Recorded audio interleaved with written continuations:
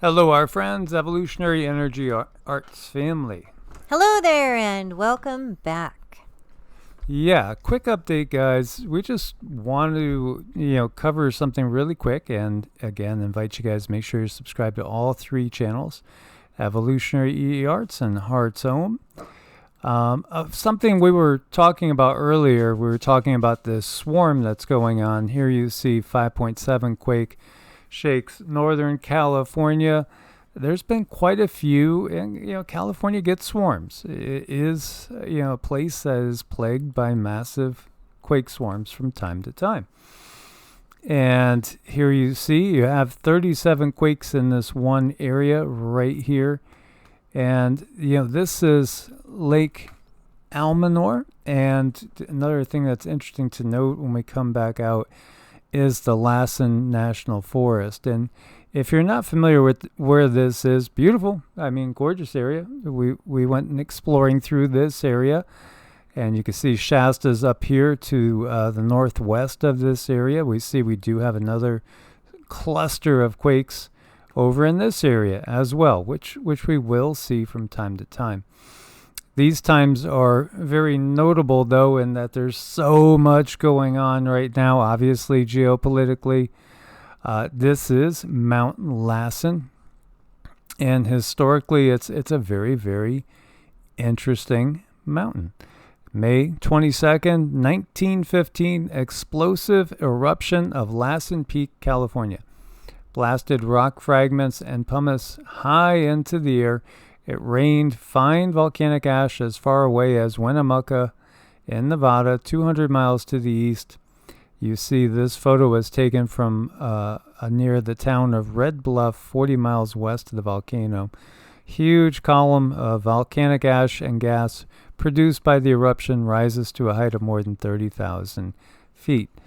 If you guys have been, and I know most of you guys have been with us for quite a while, back in November, December, the guides had given Cindy this vision. And what it looked like to her was more like Shasta than anything.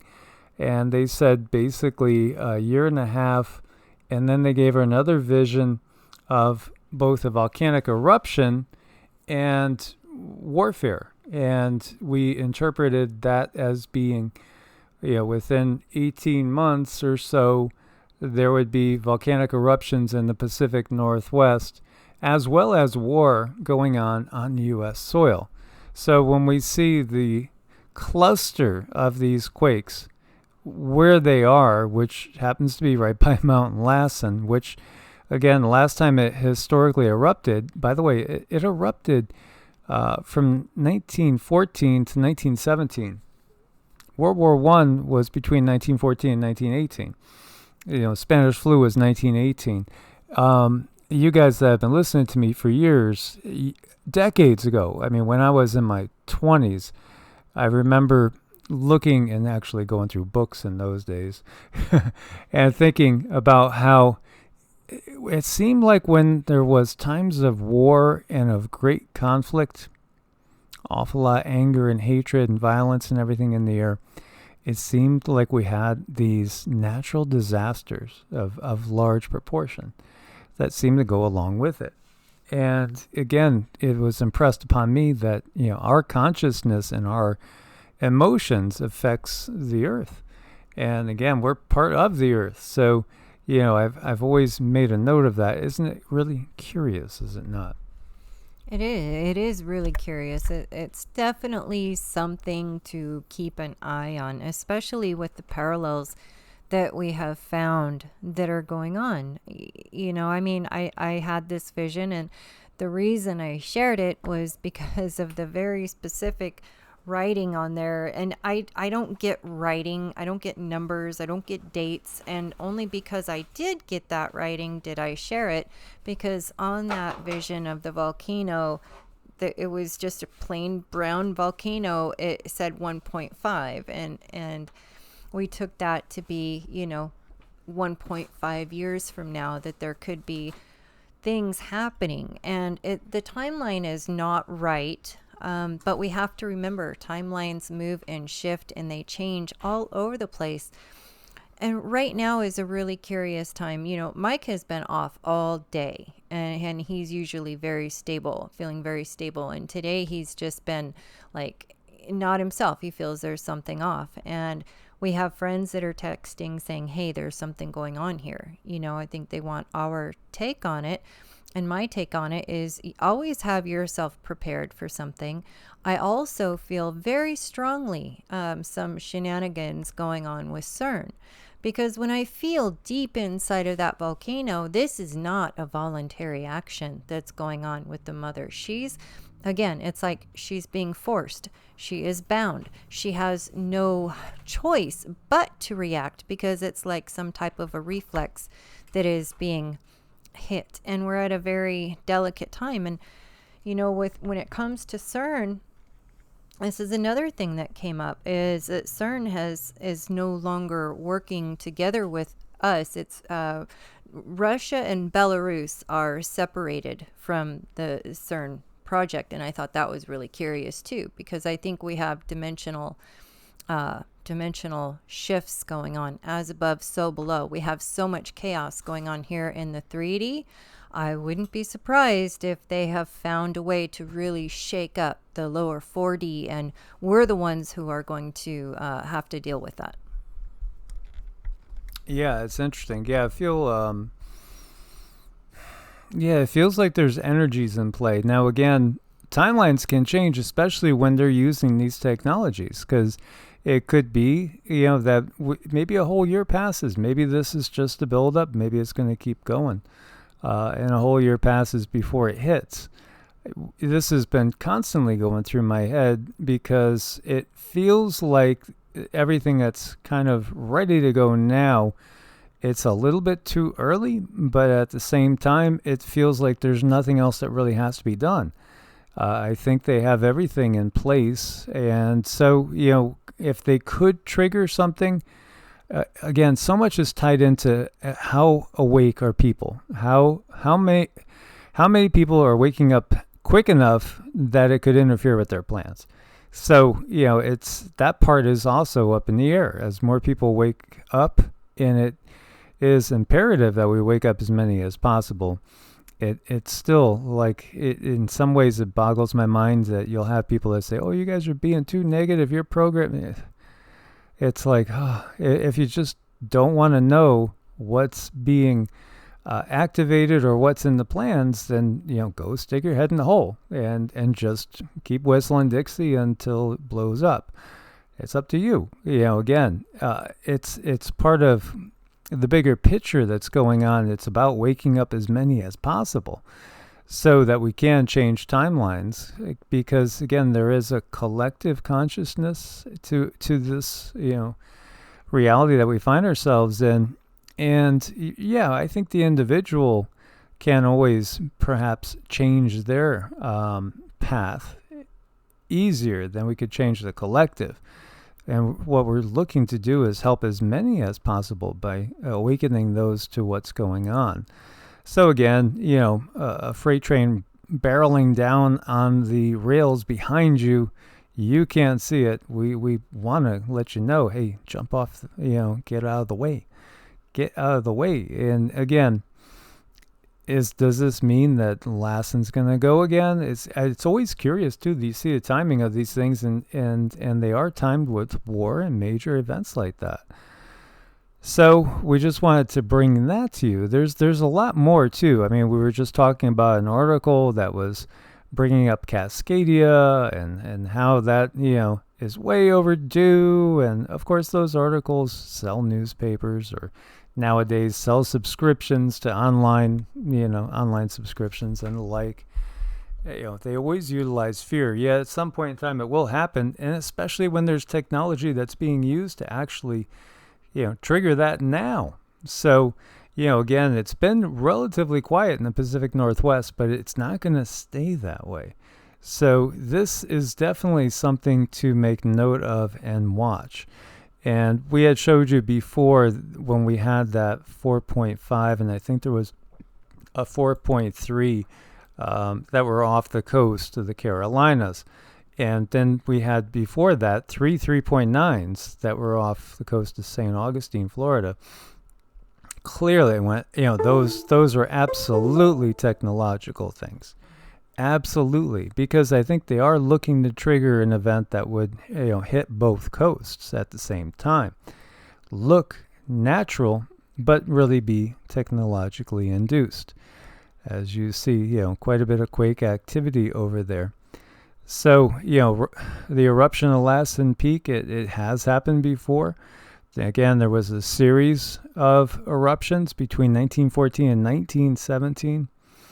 And this is something that could happen again. So you see over here from the USGS volcanoes. Did you feel that? 5.4 over here. Now, they say it wasn't volcanic, but we'll keep watching it just in case. Well, thanks, guys. Thanks for keeping on it. This is something I just thought was interesting. The reality of weather control. It's out there. And same thing with the technology to possibly induce earthquakes. Russian Weather Control Unit responsible for sabotaging climate weather via geoengineering, has threatened to send heavy rain into Bakhmut and Zaporozhye starting Friday to stop the Ukrainian counteroffensive. There's going to be a lot of things that come out in this war, and the technologies are going to be affirmations for those CONS piracy theorists. Now, they're telling us this. It's like, okay, well, now they're finally admitting to this. And this was from April 10th of this year. Warm liquid spewing from Oregon seafloor comes from Cascadian fault. Could offer clues to earthquake hazards. And there is this prophecy, which was pointed out to me, which I hadn't seen before. This is printed April 19th this year. And it says on May 17th, the greatest catastrophe in the history of mankind was appointed. Now, this is a random prophecy, but again, there's been so many of these that have been given to people throughout the years and visions that people have had that seem to kind of go along. So this is talking, and this is from thebigone.com. One of the most beloved activities of American evangelists for many decades has been the guys talking about all kinds of disasters that will fall on the U.S. in general and on the church in particular. And the leader in bad predictions is, for some reason, Seattle, to whom pastors promised both the landing of Chinese paratroopers and the explosions of a volcano, a false flag, an atomic bombing, and much more. After the start of the Great Plague upon the land and the subsequent treatment, the emphasis of predictions changed in this direction, but now it seems the topic is returning, and yesterday a very interesting prophecy about the state of Washington appeared on the network. According to the author of Wang, Washington, as well as the adjacent Oregon and part of California, will be destroyed to the lunar landscape by some kind of catastrophe of an unknown nature. Perhaps it will be a natural cataclysm, possibly war. In addition to the fact that the person to whom this was all showed describes the upcoming events in the state, the importance of the van is the date of its implementation is indicated. The prophecy said after 9 weeks since the date of sleep, which was March 15th, 2023. So that would be May 17th, 2023. Yeah, there's been more prophecies that came and went and never amounted to anything. Now, what was interesting for me, and well, for one, the native language of this prophecy is in Russian. Okay. So, is this really just kind of bogus? But at the same time, we know the controllers put things out there. This is what they do. They make it look nonsensical at times. They'll put it into a script of a movie, a book, a play, whatever. And then at the same time, they already know maybe there's some sort of attack plan for this period in time, a false flag event or what have you. You never know. But the only thing is that, going back years ago, I had seen what looked to me, it looked like I was watching TV, and the TV was covering what they said was an 8.3 in the Seattle area. And just, talking about the damage from the quake. And then shortly thereafter, that one I was watching again, like watching TV, and seeing them talk about the big one. San Andreas went. LA was split in half, and they were talking about a list of celebrities that they knew survived and other ones that didn't. Like, given we have confirmation that so-and-so is no longer with us, or we have confirmation that so-and-so is just fine. And, it was, again, like clear as day, and like I was just watching it.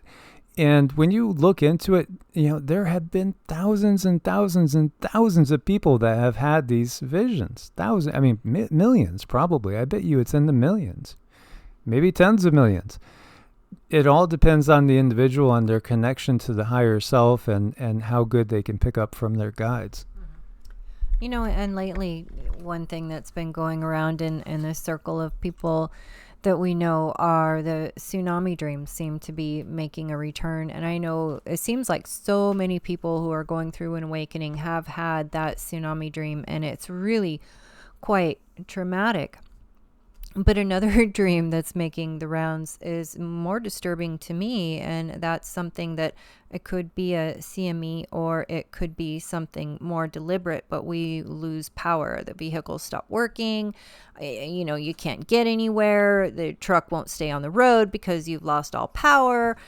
So these things have been, honestly, we cannot pinpoint anything, but we can be honest with you and tell you what people and ourselves personally have been experiencing. So definitely a time to be awake, aware, and prepared. Yeah, absolutely.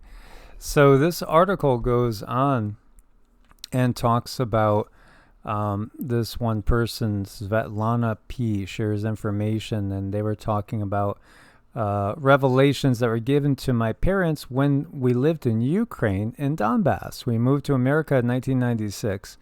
Even earlier, God discovered there'd be war in that place, so our parents decided to move to America. We moved to Washington, lived there for 2 years. God discovered such a state that there will be such a great disaster, and whoever hears will ring in both ears. That sounds like a volcanic explosion, like boom. They could sound like the biggest cannon shot you've ever heard, blowing away actually any cannons. In the third year, my parents moved out of there to the center of America, and they lived there to that day. This is what the guides have told us. The center is the best place in the U.S. That's what they've said to us. Towards the center is all they really kind of give to us, is towards the center. So it's interesting. You could go on and on with the people that have had these type of visions and seen these type of prophecies. But when Cindy was talking to you about an EMP or a CME, something that comes that takes things out, the conditions, because I had that, Cindy had it, and one of our closest friends there had it. We all had it within about a 10-day period where we got the same thing coming through. And the conditions of that particular event happening are exactly what we're going through right now. So we were in the process of doing something, which we are doing right now, and then it happens, like right in the middle of it. And so, it's just curious because, the timing is all right there. So what should everybody do? Well, again, I just think be more prepared. Do you have gas for your generator? Do you have a generator? Can you, function if there is no power for a while?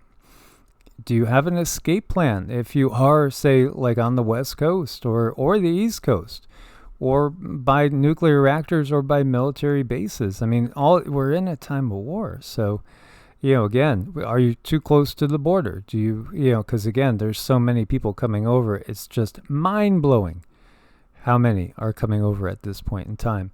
So it's all about having that plan, as Dutch will say, have that earthquake plan, but, have that everything plan as much as you possibly can.